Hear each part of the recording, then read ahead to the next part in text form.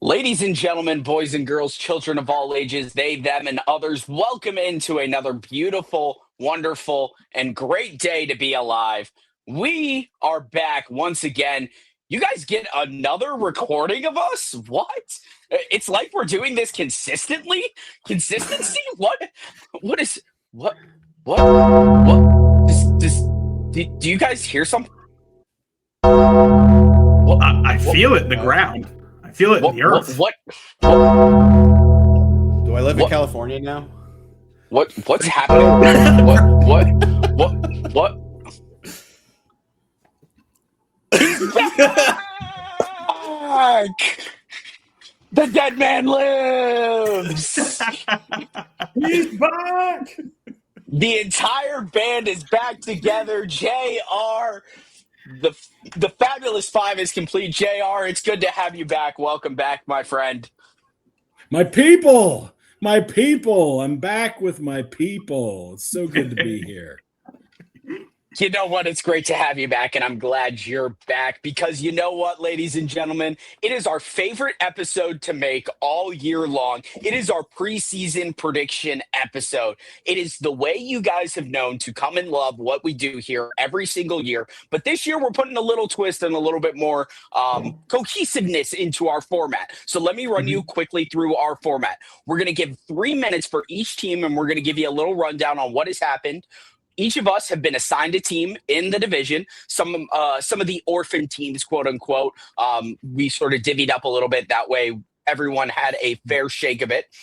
Each person is going to get 3 minutes to explain their team. And if there's a little bit of time left over, someone could hop in, ask a question, give their thoughts on what we said. Then at the end of each division, we're going to rank the division. Then once we are completely done, we're going to go ahead and give our postseason predictions, who's going to make the postseason, who's going to be your World Series matchup and anything like that. And then at the end, it's going to be everybody's favorite segment that you know and love, the hot seat. So make sure you stay tuned for that. We got a few other surprises and gimmicks along the way as well.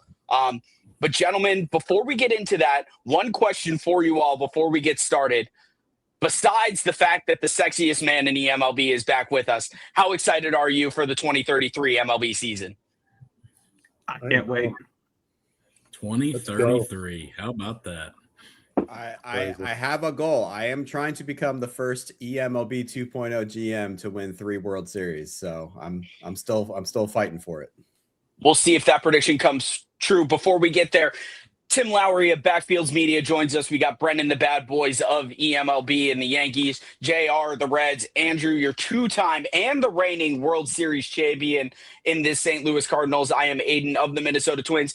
And Tim, before we get into it, you right now are going through, you just put out your top 100 prospect rankings as well as your organization rankings in our Discord, which if you have not already, please join our Discord. The link is down in the description below of these videos.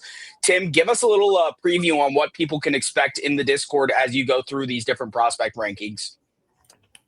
Running right now through the top prospects, putting a few out there every day. Going to try to pick that up a little more as we get to opening day and then beyond for like the first couple of weeks. And then at some point, we're going to let that slide and we're going to go look at draft picks and see who's coming. So a lot to come.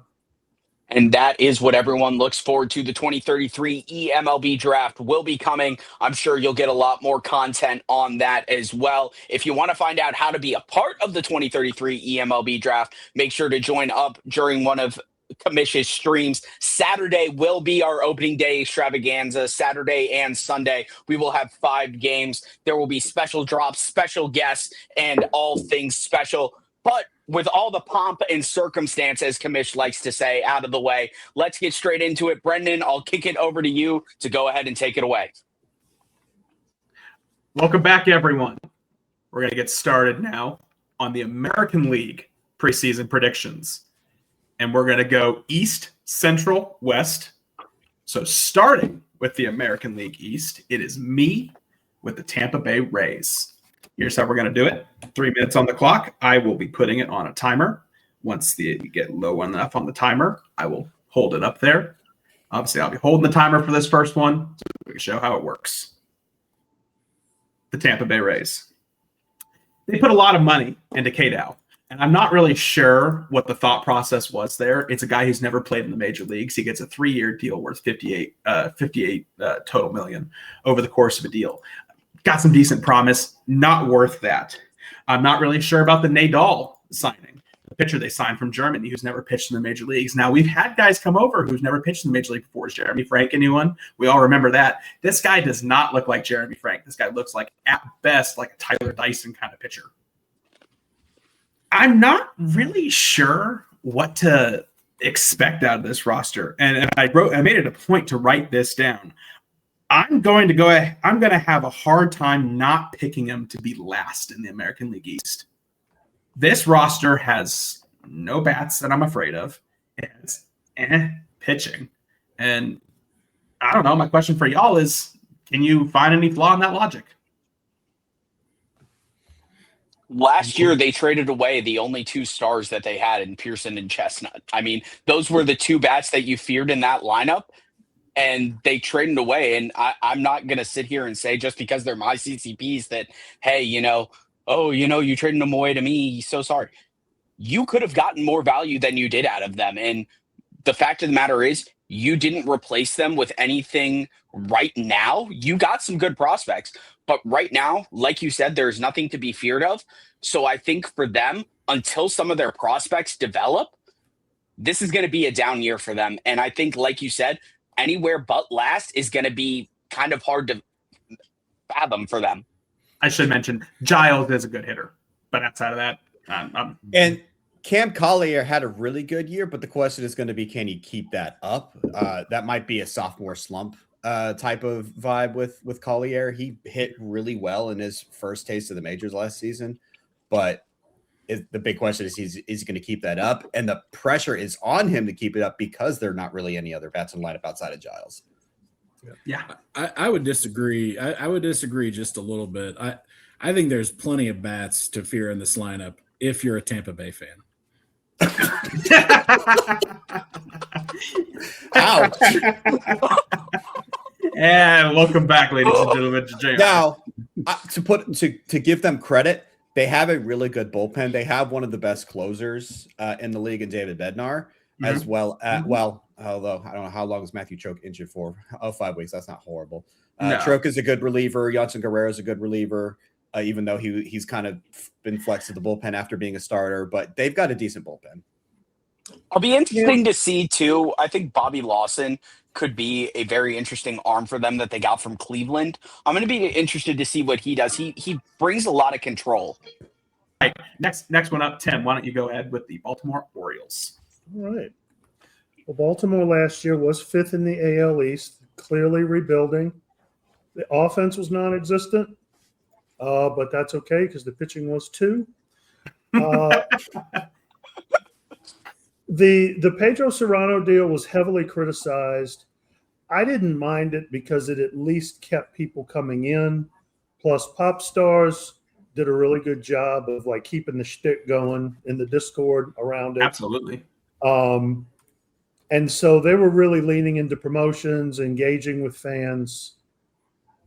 Got a really good player in Chris Bukowski, who is the real Gold Glove winner at second base in the American League. Solid hitting. It's clear to me that Pop Stars is trying to rebuild the 70s Orioles, heavily reliant on pitching. And as you look at the farm system, it's virtually the majority starting pitchers. They're a couple of seasons away from contention, but I also see some of the financial moves where there's a strategy there, but about the time they will start peaking, a lot of money will be off the books, and then they can do other things. So the future is tomorrow, though, for Baltimore, not today. Yeah, I mean, Yeah. You go, Andrew. Big albatross of a contract that you're worried about is the Serrano contract. I mean, the Espinosa contract, it at the time it looked like a real steal. It may, depending on how he keeps going from here, may be a little above, but you can stomach $20 million a year at the end of that contract.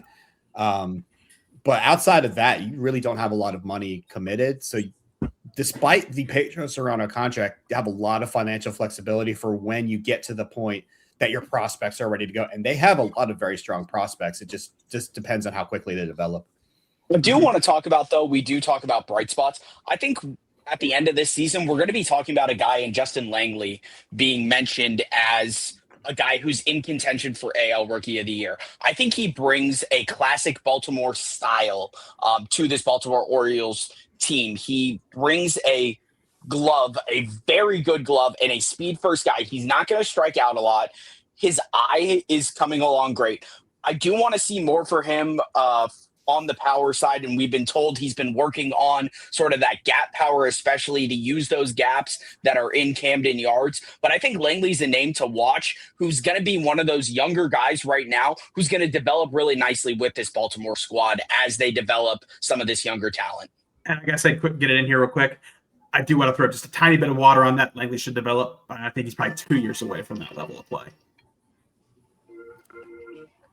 I think the defense is just not quite there to be a shortstop. And eMLB. Jared?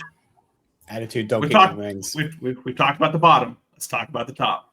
Jared with the Blue Jays. Yeah, talk about the Blue Jays. You know, they've won the AL East for 4 straight years. I can't imagine any way that doesn't become 5. But you know, again, they have not been able to get it done in the playoffs. They've have done everything but win a World Series. You still got Trevor Gretzky back. You've got Kyler Murray back. You got Ed Brown back. Jordan Cage decided not to opt out and stayed in there. And, you know, Harris went out and got Cody Koshin. I mean, you have to think, if this doesn't work and get you a World Series title, what will? Honestly, what? Adding Cody Koshin to this team, if that doesn't get you a trophy, I don't know what's going to get it done for Toronto. And getting William Lennon back too. That's a real plus for them. Yeah, he missed all of last season, right? Yep. Yeah. I kind of feel like they're in a real similar position to Philadelphia over in the National League, where you've spent so many years adding, so many years adding, so many years adding. Are you going to break through, or are you the Buffalo Bills? I think the only question mark when you look at this team in Toronto, the only question mark, and I put this in quotation marks, is they do not have an elite catcher. I mean, Sergio Castillo is a good catcher, but I wouldn't necessarily call him elite. He's going to be the full-time starter for the first time this year, but he's really the only question mark when it comes to that team for me. That's pretty weak too. It is, but I think they've got some good additions, and depending on how they decide to do this rotation and whether or not they throw one of those starters into the bullpen, that could alleviate some of that bullpen not being elite parts of it, whether they decide to do a 6-man rotation versus a 5-man with throwing one of those dominant starters into the bullpen. Mm-hmm. And speaking as a team who just won the World Series, where the weakest part of my roster being my catching and my bullpen. Yeah. You notice how with every comment Andrew manages to work in that he's won the World Series. Yeah. I sense a theme. On the AL side, no less. What is it? Vegans and people who have been to space. Yeah, exactly. And people who don't like IPA. Vegans, people who have been to space, and Andrew winning World Series. I think the other thing you have to question, though, is the one thing that always seems to stick out with Toronto like a sore thumb is, can they stay healthy? I feel like every year we always talk about Toronto having an injury, some big player getting injured. Can this be the year they finally stay healthy? I think if they stay healthy, they can get over that hump. The question is, can they stay healthy? Good news for them is they got probably the easiest road of any team in this league. Mm-hmm. Yeah. And some guys on the farm system who are ready to contribute at that level. Not to mention that guy named Ed Brown, who's, one of the best hitters in baseball. But yes, he is. Indeed. All right. Aiden, Boston Red Sox. Go. Talking about Boston, last year, third place, 83-79, just a little bit above 500.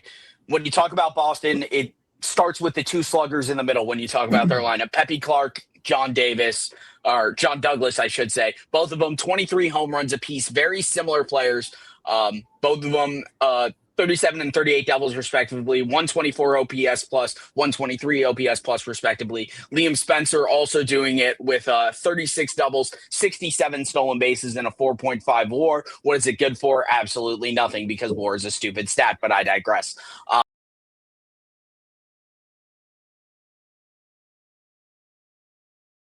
On the pitching side, Tommy Springer and Paul Skeens, the two-headed monster in their rotation there that they got in exchange for John Cowgill, which if you haven't already read Barber's article on some great trades, be sure to do so in the Backfields media section of the Discord. Highly recommend that. Shameless plug.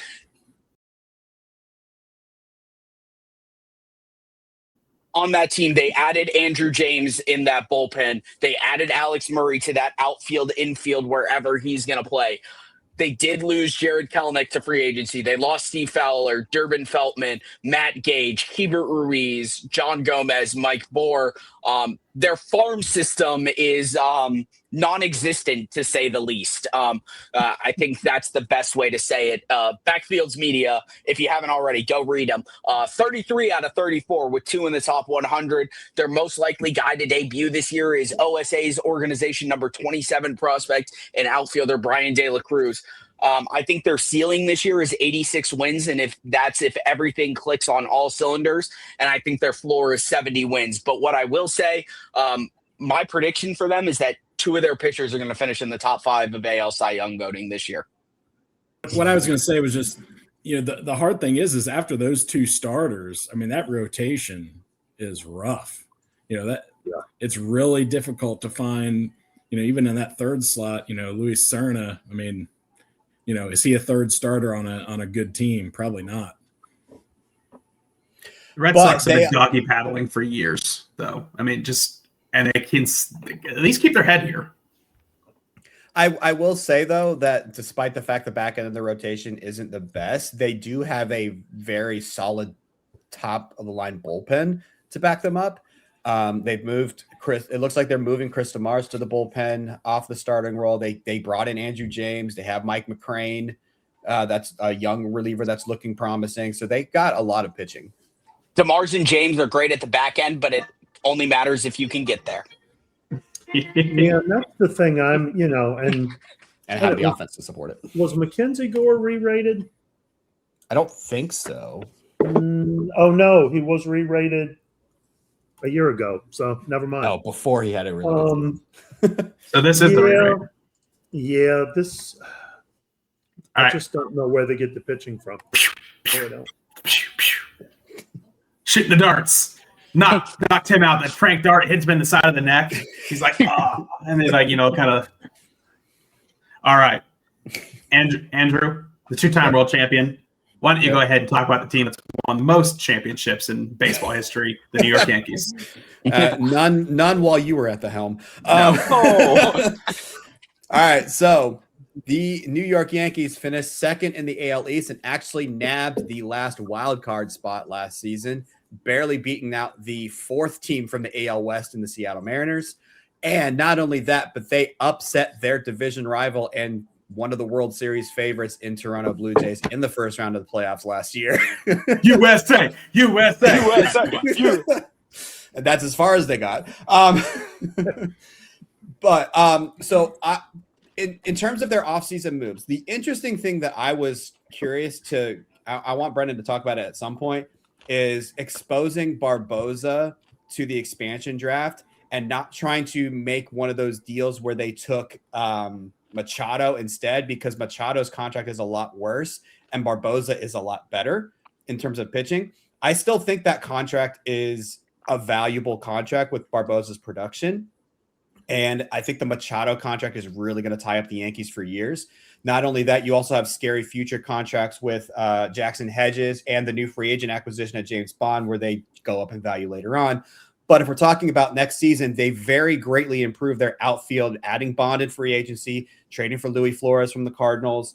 And you have Duran Martin ready to make his debut in center field as a rookie. So their outfield is much improved over last season. There's questions in the starting rotation once you get past oh gosh, I had a note here. Where is it? After Only one reliable starting pitcher is what I put, and I forgot to put his name. Walker. Dan Walker. This guy Yeah, named Dan Dan Walker. Sorry, I'm don't know if wasting you've time ever here. heard of him. Yeah, sorry. I knew All it right. was somewhat obvious. And there's questions for the shortstop position. So if I can chip in here, I don't think Hedges' last injury plague season is reflective of his overall career. He's not. The MVP season was an outlier. This year was an outlier. He's much closer to his 2030 to 2031 production, which is great for the value you get. Barbosa getting unprotected. Honestly, I didn't think anyone would take him. That said, when he was gone, I was fine with it because it freed up my my financial flexibility to sign Bond to bring out Luis Flores. And that's kind of what I figured. It really was more of a punt situation. I desperately tried to find someone who'd take Machado or Devers. A deal didn't really work together. I would have preferred to keep my prospects. Fair enough. I think that for me, go ahead, Tim. No, I like the offense. The pitching, I have less to say about. Yeah, I think for me, what scares me is the pitching side of things. I think if you can get the success that we've seen at the minor league level from some of the younger pitchers on your squad, you're going to have some good success. much like the Red Sox, good bullpen, but can you get there? Exactly. But all right, but this team has a better offense than the Red Sox too, so they might have better run production. The Red Sox just feel like, they've made some deal with a Salem witch to keep them. I don't know how they're staying afloat, honestly. Are they? Doggy paddle, baby. All right, let's pick the standings in the AL East. Wait, that's another piece of paper. Hold up. Oh no! Yeah, you got to bring up the screen share too. Wait a minute. It's not just me. Yes. Wait, hold on. How was I the most ready to go on my stuff today? This never happens. See, I had my notes. I just didn't make good notes. This is literally all I got for my American League teams. Just bullet points. Expand on it. Yeah, exactly. That's what I did. Well, I've got my five. I don't know who needs to go first or what. All right, we're going to go in order that I picked that I had you guys go. So I will go first. Give me Blue Jays. Give me Yankees. Give me Red Sox. Give me O's. And give me Rays. I don't really feel much need to expand on that because of where we already were with those discussions. So next up is Aiden. No, actually, next up was Tim. My bad. Yeah, Tim. And you can copy paste because that's my list too. Aiden. So before I give mine, I need to preface real quick. Last year, I gave songs to everyone's every team. This year, I'm giving out WWE wrestlers. So, as I give my team order, I will give wrestlers. So, for the Blue Jays, as they will be in my number one slot, the Blue Jays are Seth Rollins. Always getting to the end. They've got some success, but always hurt. The Yankees to me are... They feel very much like John Cena, always living in the past, but haven't done anything really of note in the future until their retirement tour. The Red Sox are going to be number 3. They're perpetually in the mid card. You never know what's going on with them. Yet somehow they've got some star power and they feel like they could push for a main event, but never do. They're Chad Gable. Then you have the Rays, who are Alpha Academy. They are Otis and Tozawa, who are just there, and they look like they could do something. Now the Orioles, they have a little bit more promise, but they're like the Rays. They are always around, the lower mid card, but they deserve a chance to do more, and they have more talent than Alpha Academy. They are the Creed brothers. Okay. I don't know nothing about wrestlers. I know. I wish I knew the right. references because I want to give you credit for these. But I like that you're adding the description of why you chose each wrestler, though, because it gives me more context. I feel like JR is our resident. He can agree or disagree with. That was a deep cut going with the Creed brothers there. Thank you. Thank you.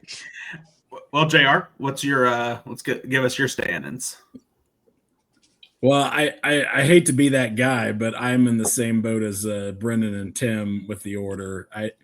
I just don't see any way that Tampa or Baltimore has come out of those last two spots, and I have a little more faith in the Yankees than I do the Red Sox. I feel like this is the division that means the least for picking because it's going to be. I think everyone can agree that the Blue Jays are winning it, and then it's two teams.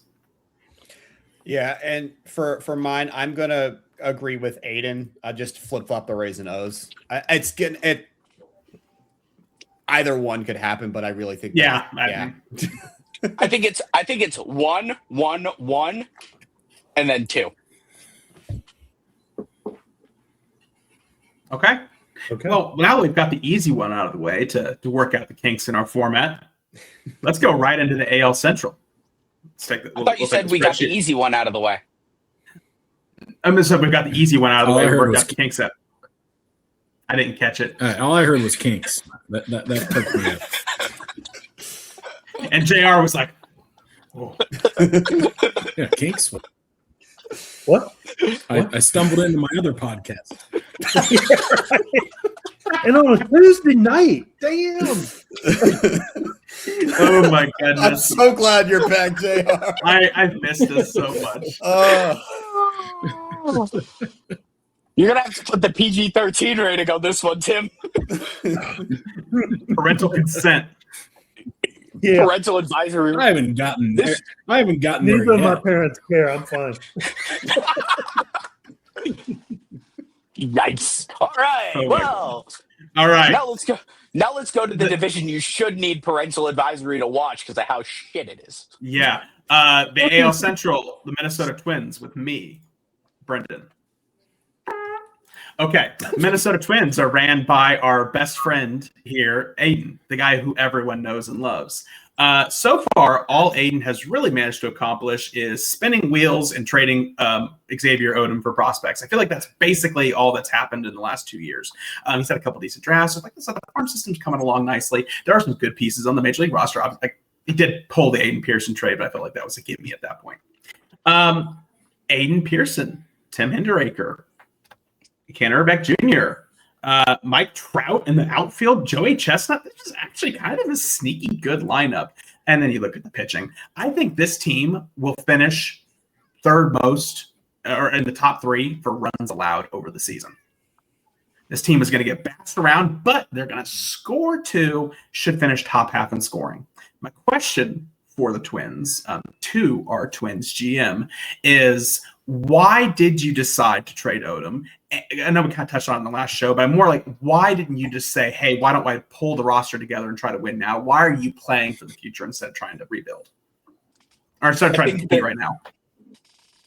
I think that looking at what I had in the system and what was offered to me in that deal, I felt that with some of the pieces, especially in the most recent draft that I have some really nice arms coming in the next 2 or 3 seasons, as well as I was offered some good outfield talent, and I have some really nice outfield talent coming to replace Odom that I felt like in the next 2 to 3 seasons, I can make a really good push for it. And I will still have guys like Chestnut and Pearson still on my roster that will help me make that push, that I can really have a really good squad in 2 to 3 seasons, that it didn't feel like a complete and total rebuild, but it still felt like enough for me to pull the trigger to at least give myself a chance to add those really good pieces. A reload and a rebuild then. Competitive retooling. Love it. So I like the. Oh, go ahead. No, you go. Tim, you go. I like the farm system despite the fact that we rated it 27th, but I like the makeup of it. Heavy starting pitching, heavy up the middle, offensively and defensively. This is the beginning of something, a couple more good drafts, this will be a farm system that's going to be tough to beat. So I know JR is the sexiest GM in eMLB, but chicks dig the long ball, and they're going to be watching the long ball on both sides of the plate with the Twins this year. Look, we may not win a lot of. If we win a lot of games, it'll be like the score of 11-10 or 12-11. We're not going to win a lot of 1-0 ball games. Who needs 1-0 ball games though when people are coming to the park to watch Mike Trout? Look, we subscribe to the Eddie Sudner program, registered trademark of butts in seats.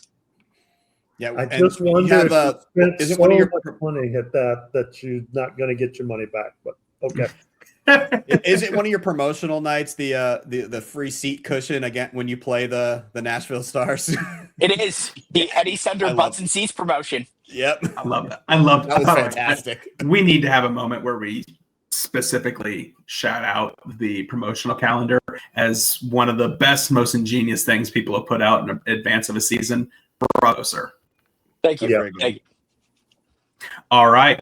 Aiden, since you will be taking the lead in our discussion at the end of this, why don't you go ahead and go second with the Cleveland Guardians? So Cleveland last year, 5th place finish, but 2nd through 5th place was all the same essentially. So 5th place could have been 2nd place, 2nd place could have been 5th place. Mm-hmm. Jeff Coleman and Slambino doing what Jeff Coleman and Slambino do. Both had over 4.5 WAR. Alphonse Elric, I believe is how you pronounce it. Yep. Solid season with 49 doubles. Very similar to a Juan Ledesma type season as a first baseman, with a 120 OPS plus and a 1-to-1 K to walk ratio. Ryan Tecker on the mound, a 3.61 ERA in 219 innings with 218 Ks. They added Jeffrey Southwick. They added Dan Stark. They added Mike Harrison. A lot of losses on the other side, though. Bill Schreiber, Kelly Harper, Jerson Bautista, Mike Valentine, Bobby Lawson, Mike Kovish, however you pronounce that random combination of letters as his last name as an outfielder to Sacramento. Obviously, one of the top farm systems in baseball, the number 4 ranked by OSA, number 11 by BFM. Loki Swayman set to make their debut this year. Will probably be the starting catcher if I had to imagine come opening day. Will probably win AL Rookie of the Year if I'm not mistaken. Mm-hmm. Their ceiling is 88 wins, and I think if all things click correctly, maybe they could challenge Chicago. But being more realistic, I think they're still in that 70 to 75 win rank, and I think that their floor is 66 wins. You know, I think a lot of us picked Chicago to be, or Cleveland to be compete closer with Chicago last year than what ended up happening. I think the team got really unlucky. I think a lot of the talent shed was not necessarily talent shedding, but dead weight shedding. This team got better. I mean, you can't say that about every team this offseason. Like some teams spun their wheels, some teams got markedly worse. This team got better. And then, but the bad luck bouncing back the other way potentially.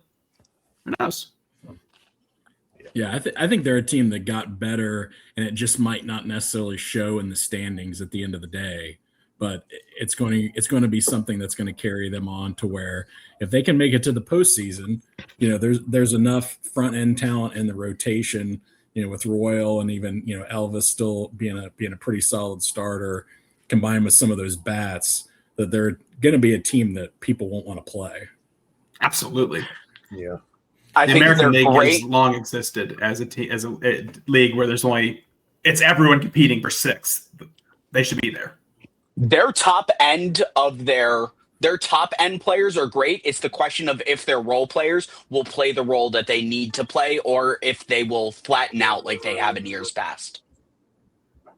Good point. All right. Jared, why don't we go to you with the Chicago White Sox, team who won the division? Yeah, the White Sox, you know, similar to, you know, the Blue Jays I talked about earlier, you know, they're coming off 3 straight wins of the Central title. And, you know, I have to feel like they're the heavy favorite going in to make that 4 in a row. You know, Aiden put together, well, I can't remember if it was Aiden or if it was Red Barber, but somebody did an interview with Colton Short that was a really great read.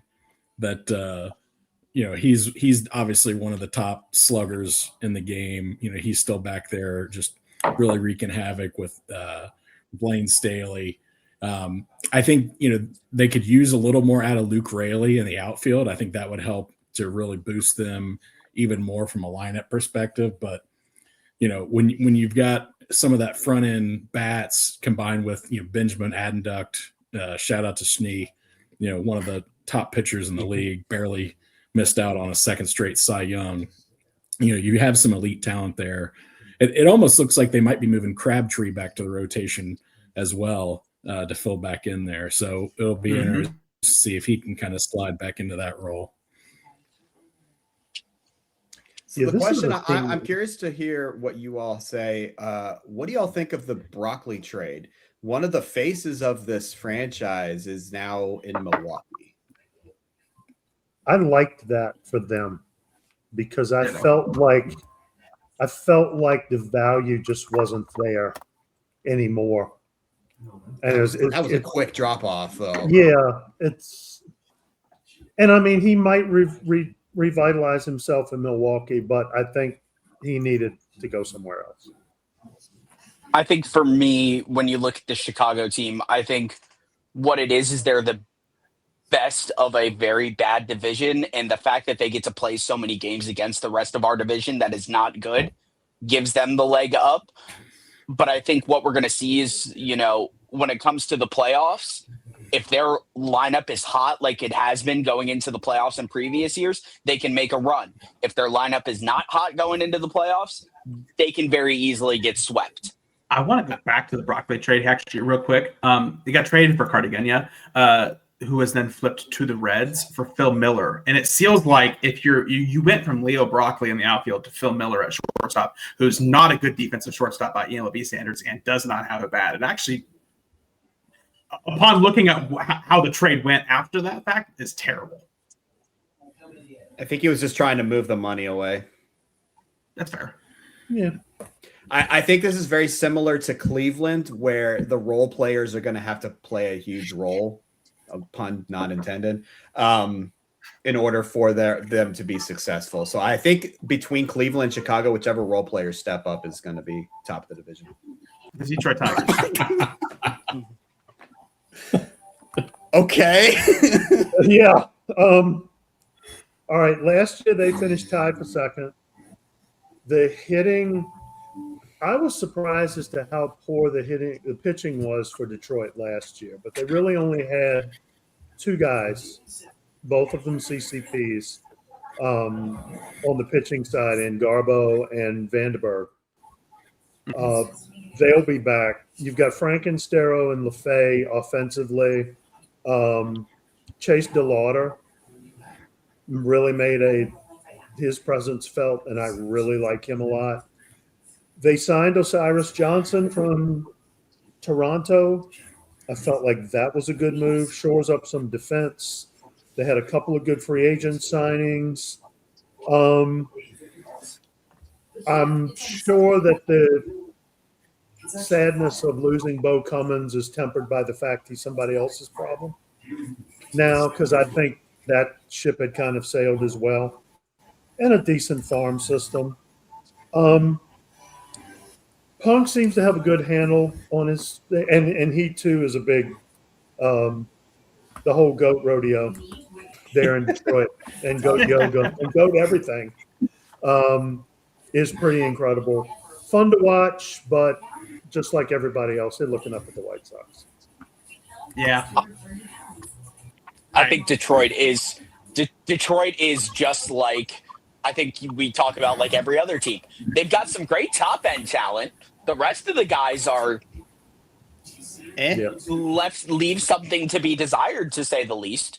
I mean, you just look at it and nothing excites you. And then I look at their bullpen. They've got some good arms in their bullpen. How are you going to get there, A? And B, those arms in the bullpen, yeah, they look pretty good. And then you look at the price tag associated with them and you go, ugh. Yeah. Yeah. I think one of the one of the worries for me is, to your point, Aiden, about the talent. I feel like they've had a lot of guys that have maybe kind of played above their level, and I just don't know how long you can count on that to continue happening without some other elite guys in there. I do think that this team has done a really good job in the slow rebuild process, because they're definitely better now than they were a couple seasons ago. And they're not tied down by any long-term contracts. The longest contract they have on the books has a team option after the 4th year and $5.5 million to Ernesto Cedillo. Everything else is 3 years or less, or they have arbitration going out. So they're really set up to, when the time is right to strike, they are ready to go. They'll be like kind of like a Colorado Rockies off season in a few seasons. Absolutely. All right. I mean, yeah. So, although they have to re-sign Frank and Stero, though. There are 2 teams left in the Central, and there are only 5 of us. So we will have an orphan team. They will be done last. Andrew, yes. Finish off the teams that we have covered with an individual. Why don't you talk about the Kansas City Royals? Yeah, so we will talk about the Kansas City Royals, and I always start my analysis going into the season is what players have left, what players have come in. And with the Royals, it's the big elephant in the room is they traded away Cowgill and they got back Cassie Thurman. The question I have for the Royals is, why was now the time to do it? Cowgill is a better player than Thurman. Thurman is a whole lot more expensive contract-wise than Cowgill. Now, granted, you got a lot of great talent back, including Nick Kurtz that started out the prospect hall. So that's still great. But that Thurman contract's tying you down for a while with the finances. When you're a rebuilding team, I'm looking to capitalize on the young talent that you have at the cost you have it for now, and then maybe capitalize on trading them down the line when you know you're not going to be able to afford them. I don't question trading Cowgill. I question the timing. I am going to question trading Cowgill because you mentioned Kurtz and Thurman as the return. Cowgill's both of them. Yeah, that's he true. Was both of them in run roster spot. Yeah, and for a lot cheaper too. Yes, contract wise. For now. Anyway, outside of that, my other question is, I do question some of the decisions that Minerva's making with the roster, specifically when it comes to the waiver wire. They have open spots on their 40-man, and they are putting people on waivers that still have options to use. Like, why are you putting them on waivers? What's the point? It's not like they're expensive contracts that you're putting people on minimum salary on the waiver wires that don't like. What's the point? What are you doing this for? So there's question on that roster management. There's not a lot of bats.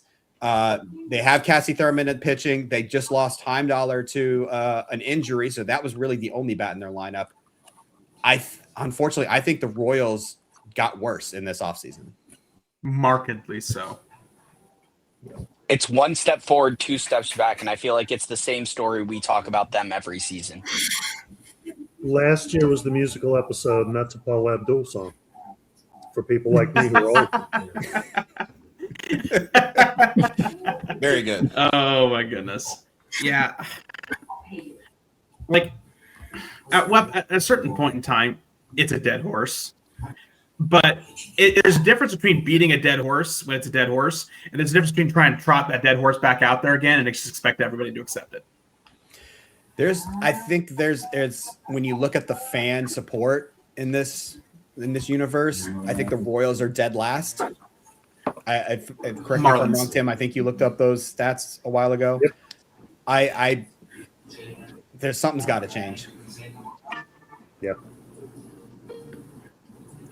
All right, Aiden, why don't you kick us off with our discussion on the newest expansion team in the American League, the Nashville Stars? You know what? I would love to. I think the Nashville Stars, out of the 2 expansion teams, have the better roster construction than out of the 2. I really like the pitching specifically of Nashville. I think when you talk about the rotation, Barboza, you're going to have Jeremy Bozen, you're going to have Jordan Fowler, Marty McCleary, and you're probably going to have Jorge Benavidez or Andy Lugo, depending on if Lugo's injury is going to be anything long term. Then on the bullpen side, you're going to have Jerry Rivera as your closer, who could also step in as a starter. And then you have guys like Jimmy Lambert, who can be a reliever for you. Gus Varland, Matt Gage, a few other names who are definitely up there for you. You look at the hitting side of things, you got Bartholomew Hand, who's sort of a good lefty hitter, good defense as well. Mike Valentine, who's going to be your main catcher.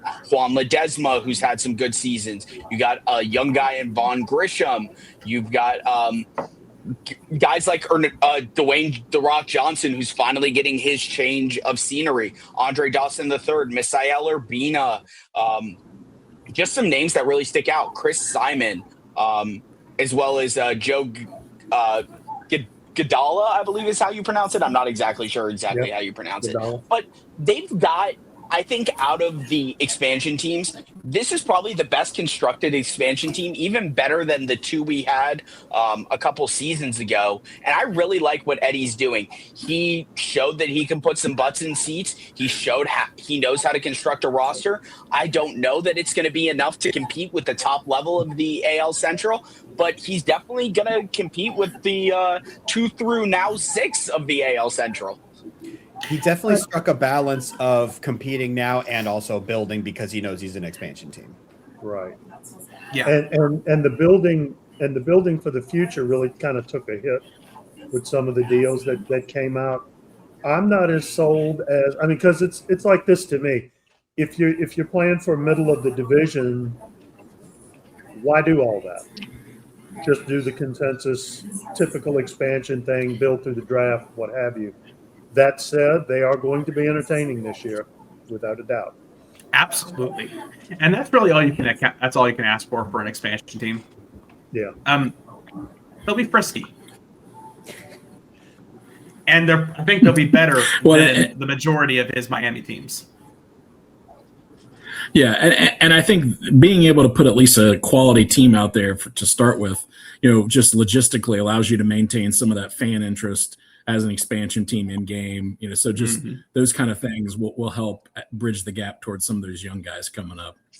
Give hope for the future for the fans starting out, and don't think, oh, this is a disaster. This is going to take forever to build up. Absolutely. All right. Let's pick some standings. I'm good at this, really. All right. Aren't we all? Aren't we all? Hey, we're professionals, ladies and gentlemen. That's right. Don't look at our 2032 or 2031. Okay. Censor warning. Can we get a parental advisory? Blur it. Please. That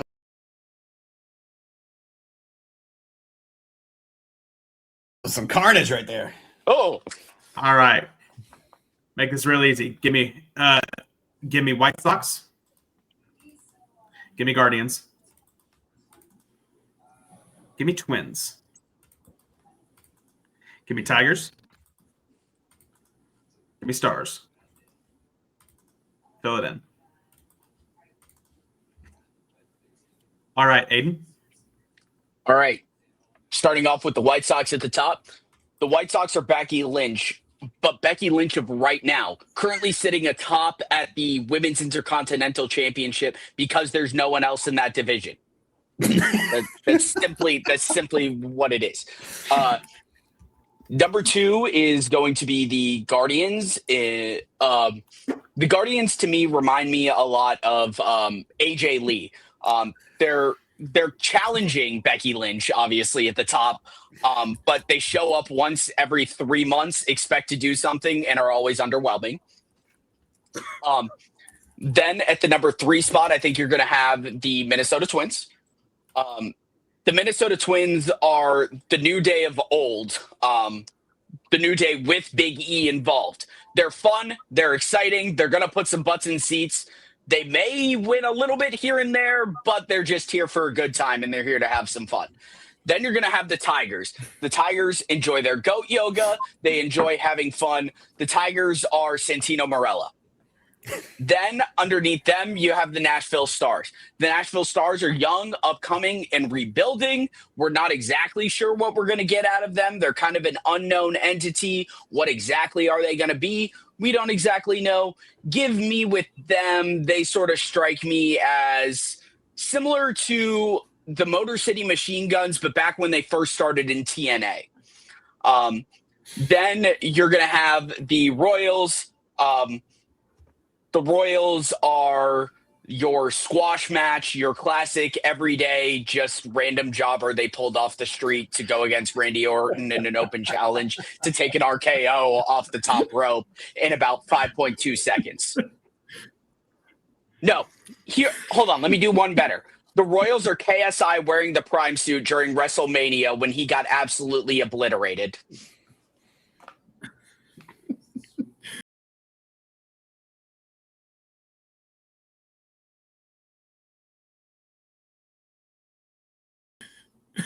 Right now, there's like 3/4 of our audience is just Googling the hell out of that reference. Yeah, pretty much. Insert clip. Oh my god! I thought you All were right, going moving to go on. full Copyright. Gilbert on that one. Jared. Yeah, give me White Sox. Give me Guardians. I am going to stick the Tigers in third. I do think the Tigers still can hold on to that third spot. And then Twins in fourth. I am going to put the Royals fifth. I don't think they end up in the cellar. And then I'll have the Stars in last place. Sorry, Eddie. Okay. Yep. Tim. I'm White Sox first, Tigers second, Guardians third. The Guardians have been snake bit by the pitching, and I need to see that turn around. I Fair. don't think there's much distance between the two of them, quite frankly. So, Twins in fourth, and I too am putting the Royals fifth and the Stars sixth. Okay. Andrew, bring us All home. right. Well, I'm actually going to do so it looks like Tim and JR are in alignment, and then Brennan and Aiden are in alignment. Tiebreaker, baby. No, I'm not going to tiebreak. I'm going to mix the two. So I'm going to put White Sox 1. I have Guardians 2. I'm going to put Tigers 3, Twins 4, Royals 6, Stars 5. So I kind of I swapped the Tigers and Twins in the middle. Okay. Yeah, Okay. I kind of see that as Yeah. Yep. Okay. Well, we Be saved that way.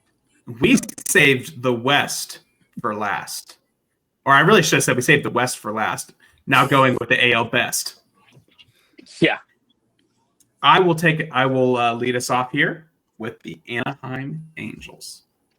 That rotation, though. Oh my god. This rotation is fucking awesome. Like, I am filled with so much joy and excitement looking at this roster. Garrett Crochet is hands down the greatest re-rate of all time. I understand Yordan Alvarez has the career pedigree, and that's fine. Ratings wise, I look at Garrett Crochet and I go, wow, instant ace.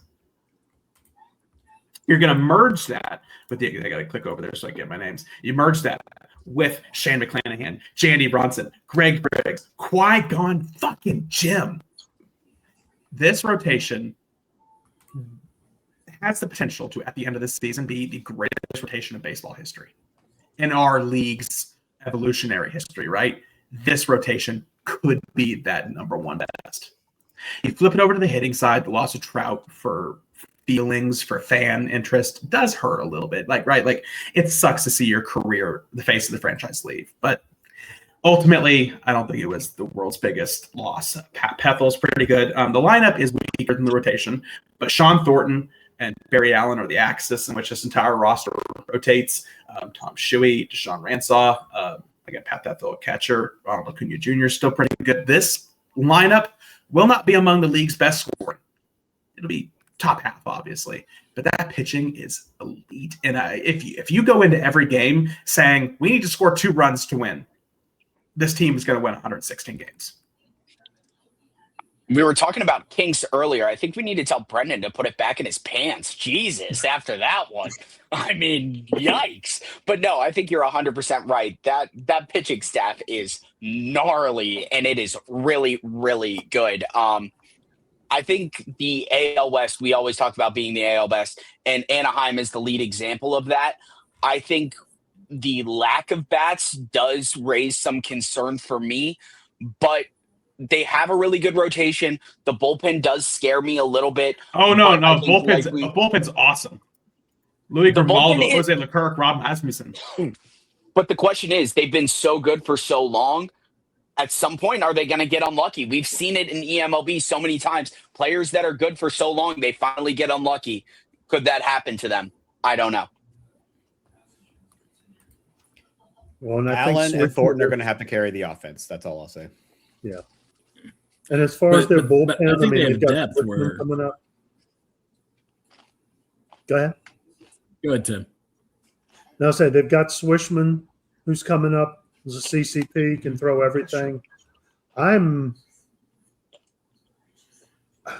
offense is the weakness, but not that much of one. I mean, if you win as long as you score 2 runs, you win. I don't care how bad your offense is. This pitching staff's going to make it work. See, in Minnesota, we need to score 11 to win. In Anaheim, you need to score 1 to win. So Just do a little bit of swapping. I guarantee you, Minnesota will have the least amount of 1-run wins, and Anaheim will have the most 1-run wins at the end of the season. Say I that guarantee now. that. I hope Eddie sees this before writing the preseason predictions, because that would fit perfectly in there. Yeah. All right.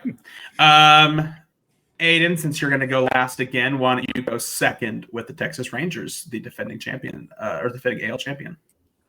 I mean, the defending AL champion Texas Rangers. You just added the best player in baseball, the next coming of Christ, our modern day Babe Ruth. Oh, sorry. The JC initials do work.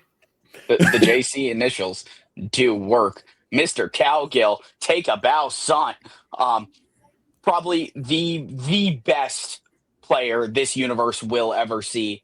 5-pitch pitcher, can do it all. Oh, and let's not mention he can do it with his bat too. I mean, not the best bat in the world, but he'll still give you 30 bombs, 100 ribbies, give you 25 doubles. But we're not just here to talk about JC. They also have a pretty good rotation. They've got a decent Daniel Pratt looking to have another really good season this year. He had a good season. Ryan Shaw could have a pretty decent season. Let's talk about their lineup. Oh, have you ever heard of that guy, Vlad Guerrero Jr.? Oh, how about Lola Thurman? Oh, how about Alex Lee? Oh, how about Chris Reeves? Oh, how about a guy by the name of Jack Trainer? Oh, how about a guy, Masataka Yoshida? Oh, how about Wyatt Langford? Oh, how about Judge Dozier? Do I need to keep going, or do we get the point that this team is really good? You know how the Angels have really good pitching? I think Texas has a better lineup than the Angels. Angels have a better rotation. I think at the end of the day, though, it's going to be a lot of fun to watch the AL West. You'll have to wait for a minute to see where my predictions go. But, yeah. I think you overhyped a couple of those players a little bit. Like A little bit. Masataka Yoshida is not someone I would put up there. Oh, he's scary in the lineup. Yeah, but he was having fun. Let's let him have it. Yeah. He was on a When roll. you pair all of them together, he may not be scary on his own, but you talk about the protection he gives on a lot of teams that we've already talked about. He'd be a middle of the lineup bat. He's their 7th or 8th hitter in Texas. Like, let's put it into perspective a little bit. I wouldn't say he's a middle of the lineup bat on some of these other teams. That's why I was like, what the fuck? Tampa, Baltimore, Boston, Nashville, Okay. Minnesota, Kansas City, probably Cleveland. Maybe Nashville's the only one I would put there because they're expansion, but I just looked at all the lineups, and I would guarantee you in at least Tampa, Baltimore, Kansas City, and Nashville, he would be a middle of the lineup bat in all 4 of those spots. when you talk about a middle of the lineup bat, I'm thinking someone that can hit bombs. And I feel like we've got bogged Yoshida down just on doesn't Yoshida. strike out. Let's move off Yoshida here for less than seconds. sorry. Tim, bring us home. I like this team. I think with Cowgill, they got a younger, slightly cheaper Cody Kochin. So they're kind of keeping that train going.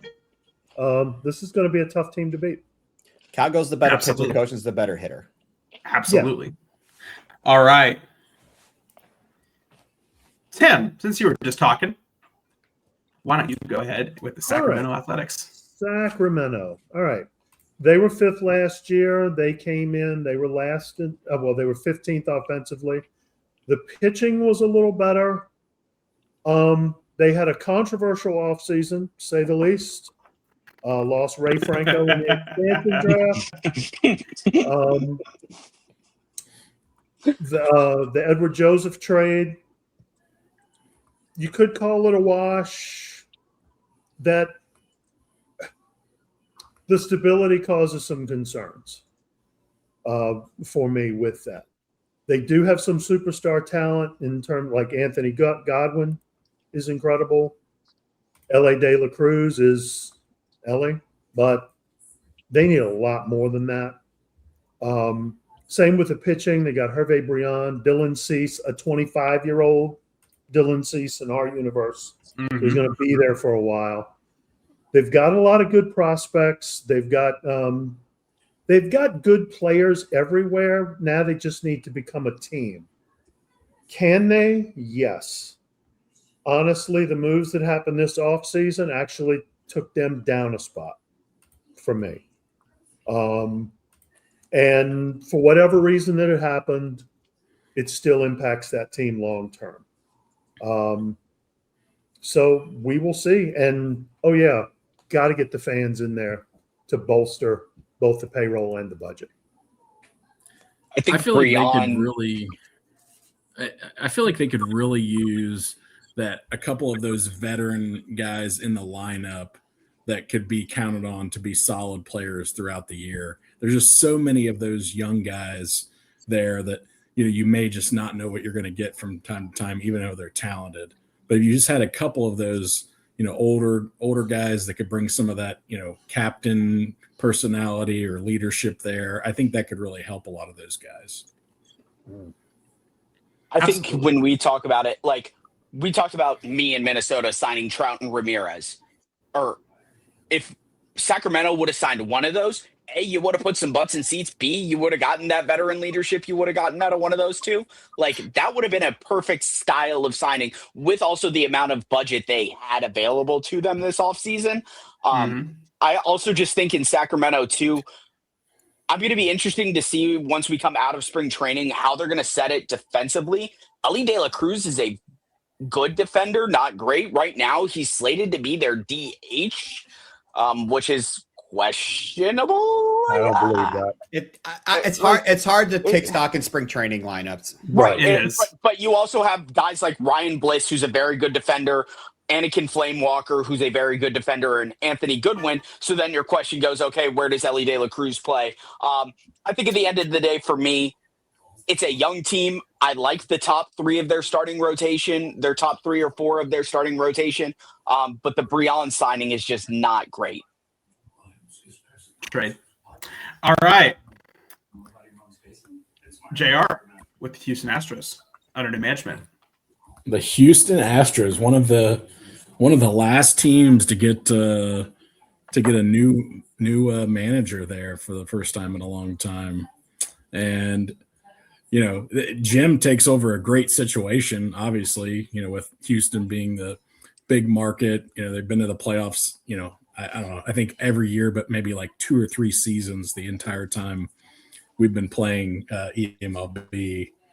And he really made a big splash in the offseason right away, getting Darius McKenzie signed up and brought him in to play third base, keeping Ray Leger there at short. So looks like that was definitely an early sign that he's going to use that big budget mentality there in Houston to his advantage. They still got Grayson Rowan, they still got Sammy Isla. I mean, this is still a really good team. The one of the moves that I wasn't really sure about, and good God, am I going to butcher this name, but was the free agent signing of Tewodros Uma I don't know. I don't know if that's how you say it or not, but That sounds about right. Yeah. Signing him as a 32-year-old free agent from I don't know South Africa or somewhere. I'll be interested to see how that turns out because that's a 6-year deal for a guy like that. I don't know.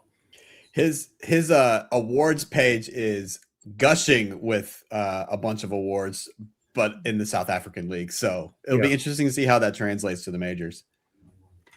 He looks like one of those South American dictators with all the medals on him. What really shocked me this offseason was the absolute heist of Ryan Weathers from the Baltimore Orioles. Trading away 3 pieces of trash for a very solid starting pitcher. I had an analogy one time for a Houston AL East trade. I will not repeat it now, but that's kind of the same vibes I'm getting. Remember that.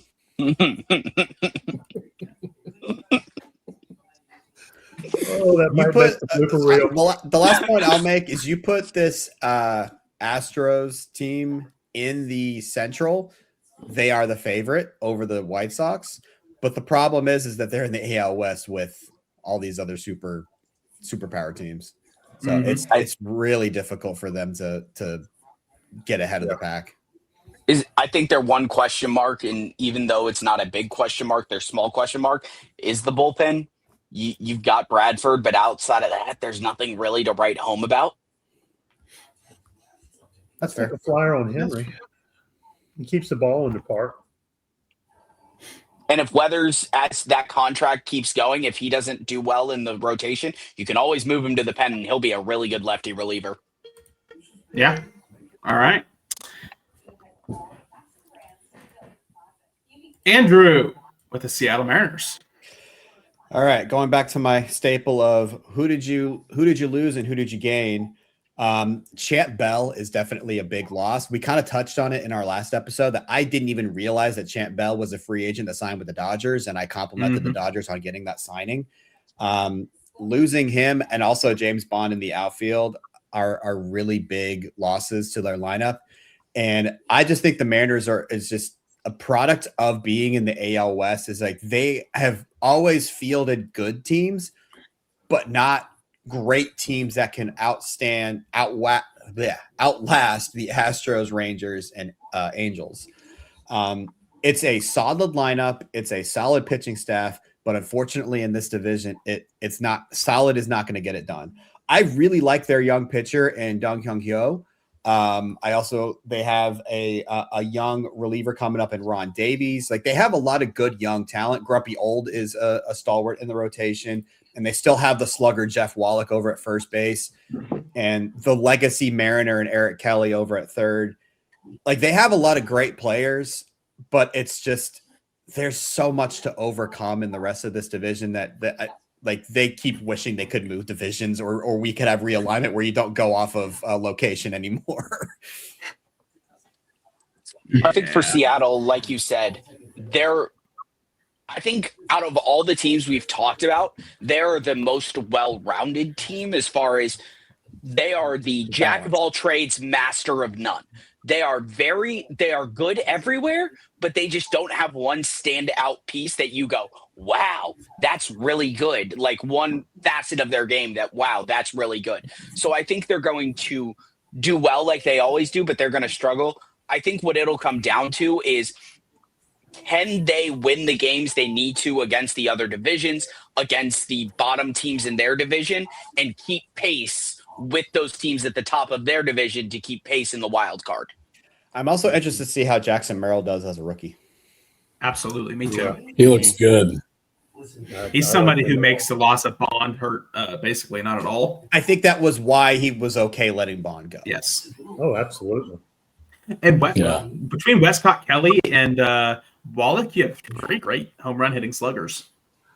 Yeah, you have like you have 4 outfielders that would be starters on a lot of teams, in Stephen Kwan, Nate Peterson, Jackson Merrill, and Ethan Westcott. Yeah. You made the point that about the Astros, if they moved to the AL Central, bet you the Seattle Mariners wish they could too, because I think they'd also be able to compete in that division. Absolutely. Over under 30 home runs for the Eradicator. Over. Yeah. Where's he at career-wise? Let me look real quick. This is worth going over the time limit for. He is at 449. Oh, I had the postseason up there. So he'll hit 500 before his career's over. He should. Yeah. He hit 18 in 2030. In 2031, he had 28. Last year, he had 34, which is his best season since. Hold on, let me look at this. 2028. Best season since 2028. Yeah, so let's see if he can keep it going. And just looking at, also looking at OPS plus, which I like using.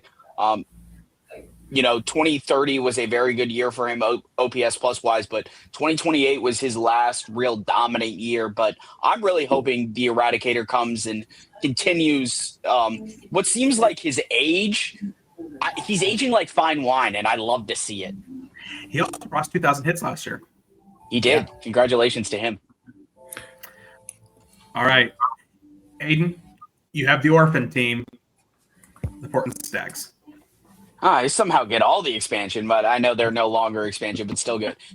Portland is continuing their rebuild, and they're slowly making their way, with some young prospects. I think the highlight for them is the pitching side of things is a lot better than the lineup. You've got some really talented arms when it comes to them. You got Chris P. Bacon, who is a young guy for them that is hoping to do a little bit better than in 5 games for them last year, a 6 ERA at the big league level. But you got guys like Sergio Oturgia. You obviously got Matt McClendon, who's the veteran of that staff. But you got Radim Besley, Vita Romero on that as well. But then in the bullpen, you've got Steve King, who's a very good closer. Danny Thornock as well. You've got a young guy in Lee Messer, who's a good lefty reliever who pitched really well in Winter League this last year for them, who could also be a good starter for them. Mike Carson, who's been doing well for him. Bobby Collier as well, who projects to be a really good lefty. Last year in AAA, had a very good season with a 1.37 ERA.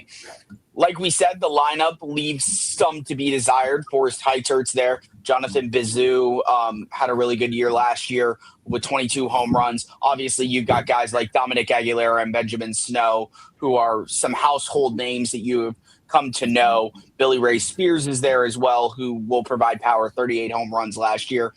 At the end of the day, I think what it comes down to is they play in such a tough division, and it's going to be hard for them to do anything but finish it towards the bottom. Johnny Mutri is their best player in my mind. Absolutely. And the pitcher is pronounced Turiaga, by the way.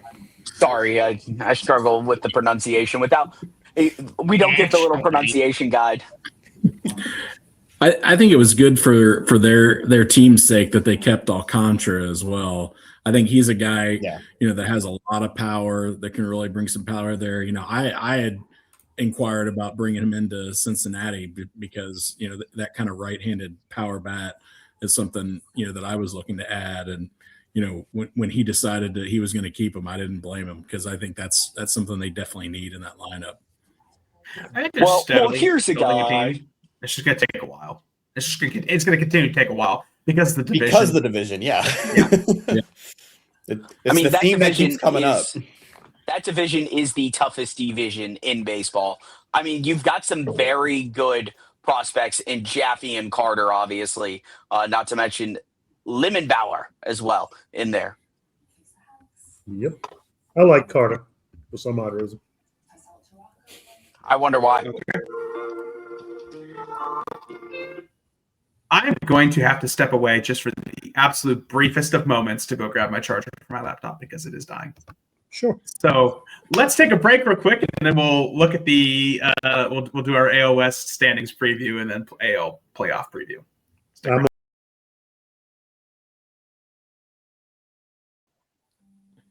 Jones barbecue foot massage.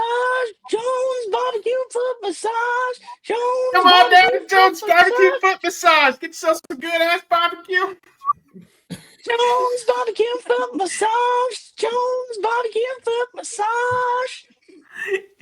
If it's friable, we'll make. Or if it's editable, we'll make it deliciousable. If it's edible, we'll make it delicious, bull. Come on down to Jones Barbecue and Foot Massage. Jones Barbecue and Foot Massage. Yeah. We're going to go ahead and do some standings prediction for the AL West, do the hot seat, and get on out of here. So let's go ahead and do the AL West standings prediction. Andrew, you've been last every time. Let's kick it off with you. How do you Great. see the Make AL me go West first. finishing it Make off? me go first for the hardest division. Yeah. Yeah. All right. I'm going to put the Angels 1, Rangers 2, Astros 3, Mariners 4, A's 5, and Stags 6. All right. JR, what do you got? Oh, man. I'm going to go Rangers 1 and Angels 2. I have a hard time deciding between the two, but It's 1A, I think 1B. I think there's just a little bit more star power with the Rangers that I feel good about. So, and then even really with these next two, I feel pretty close on, but I'll go Astros, Mariners. And then I think I'm going to stick A's at 5 and Stags at 6. Brendan, what do you got? I tell you what, you can give me the exact same as Andrew because that's what no. Tell you what, Angels, Astros, Rangers, and then the bottom three same. Interesting. I'm worried about. I am worried about the Rangers reductions, even though I feel really good about their additions. Timothy. I will have Angels, Rangers, Houston. And then I am completely off base with all of you. I have Portland 4th. I have to keep up my Stags bias, but I also love that pitching staff a lot. I have Seattle 5th, and I have the A's coming in 6th. All right. So I've got the Rangers 1 and the Angels 2. Now, I am doing these two together before I give my wrestlers for a very specific reason. Now, it is because these two are the match we never thought we were going to get. John Cena versus The Rock, the greatest rivalry to ever grace the WWE. That is this right here. That is this hands down right here. Thank you so much. Now, I'm going to go Mariners 3. The Mariners, for me, are an upper mid card, can knock you out at any time, have got some great, powerful punch. The Mariners are Randy Orton. Give me the Astros 4. The Astros are a team that has always been around, always there, Mr. Consistency, always there, can always give you a championship. The Astros are the definition of a guy like Rey Mysterio for me. Give me Portland 5. Portland, again, up and coming, but has been around the block for a little bit, so we don't know how long they're going to be considered that up-and-comer for and how long it's going to be until they finally get their big break. I feel like we say that a lot about this specific wrestler. That person for me is JD McDonough of Judgment Day. And then in the 6th spot in the bottom here is the A's. Again, they have a lot of young talent that I think is very, very good. They, to me, can be at the top of this AL West in like 3 years or so. Give me the young OG. They remind me of a Javon Evans type right now. Okay. All right. So now we've done this. You guys are going to have to stick around for a future video to see how we're going to place these for the playoffs. That's going to come out very shortly. But now it's time for everyone's favorite segment. It's time to rumble, tumble. It's time to ring the bell. It's time for the hot seat, ladies and gentlemen. Andrew's... All right. So I guess I'm in it first because I'm the first person sitting in here. Someone asked me a question since I'm sitting in it first. Aiden, if you had to say right now, how long until the AL West finally flips over and the three teams that are on top are no longer the best teams? 4 seasons. All right. Okay. Tim, drag someone else into the hot seat. Pick somebody. You don't mind. All right. JR, who do you think will lose the most games in the AL this year? Who will lose the most games? I say the Tampa Bay Rays. The Tampa Bay Rays will lose the most games. All right. Sacrifice. Who's next? Tim. Tim, this is my favorite because you're our awards guy, so I'm going to go with an awards question for you. All right. Who is going to be the AL Cy Young Award winner? Martin Bradford. Martin Bradford. All right, I like it. Wait, oops. Brendan, which team is going to make a panic move at the trade deadline this year in the American League? The Kansas City Royals. All right. They're going to be buying. All right. Buying. Wow. Okay. Did I hear I a didn't- change down? I after you didn't said say- that? Let me rephrase that. I didn't say that they should. I said they're going to. Fair enough. Anybody in All right. particular? Andrew, AL Central, widely regarded as probably the worst division in eMLB. And, we own that as a badge of pride. I don't know if it's a badge of pride is the right word. If you had to equate the AL Central to a TV show, what TV show is it and why? I don't watch TV shows, man. I didn't say it had to be an adult TV show. I said it could have been a kids' TV show. That's fair. Brendan wants to answer. Let Brendan answer this question. No, you. This is a you question. I put you in the hot seat. No! I knew you had a good answer for it. That's why I didn't give it to you. Well, then my answer will be horrible. The only thing that's coming to my mind, just because it's coming out with a reboot tomorrow, is Scrubs. Just because it's chaos and it's fun to watch. Scrubs. All right, Brendan. Come on. Put Brendan in. Scrubs is a top 10. Scrubs is a top 10 show ever made. This is the Teddy Bridgewater commercial where we're pulling in Brendan. Hold on. It's Caillou. Can I call in the reliever?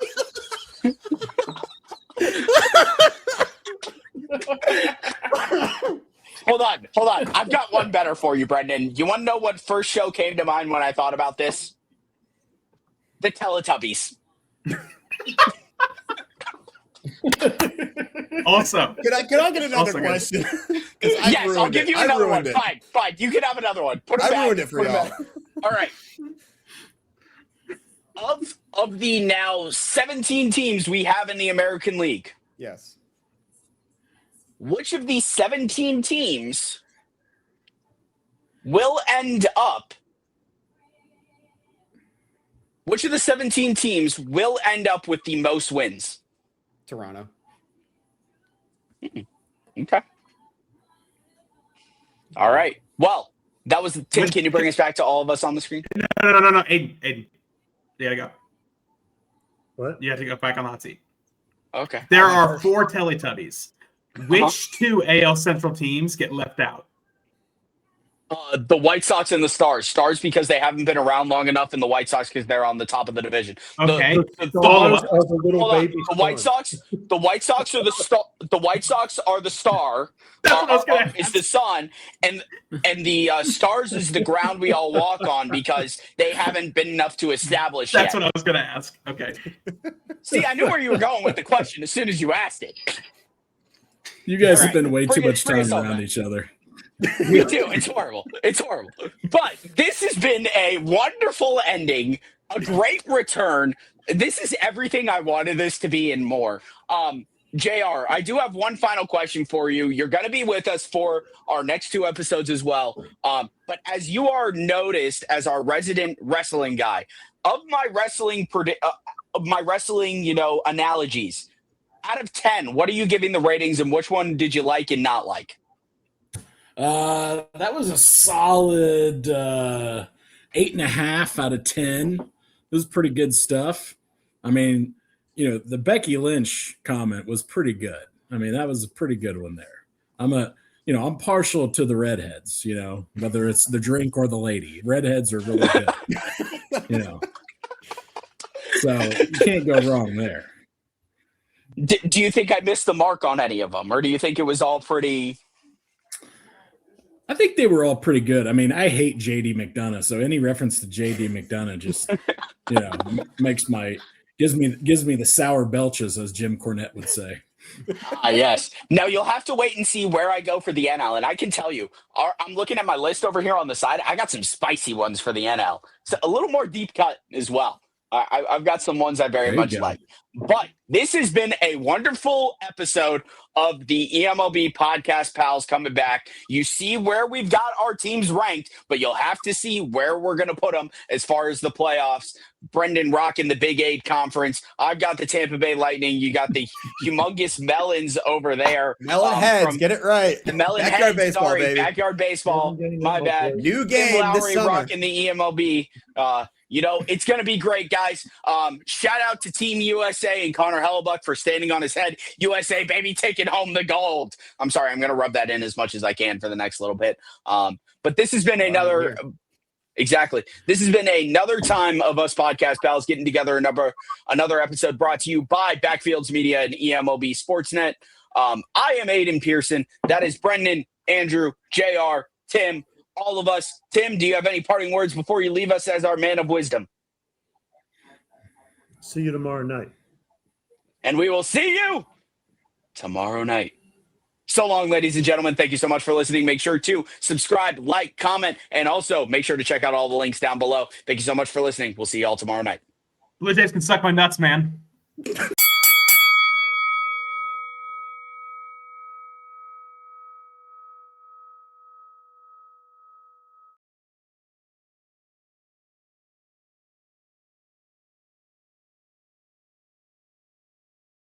Recent one.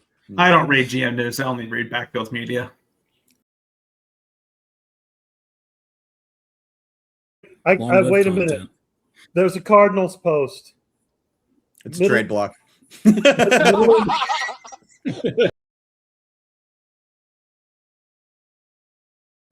like, well, the easiest one was Philadelphia because they only had like 20 prospects to begin with, and they traded 8 of them.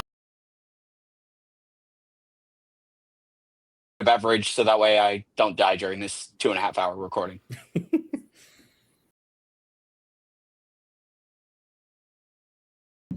Or hell in a cell. That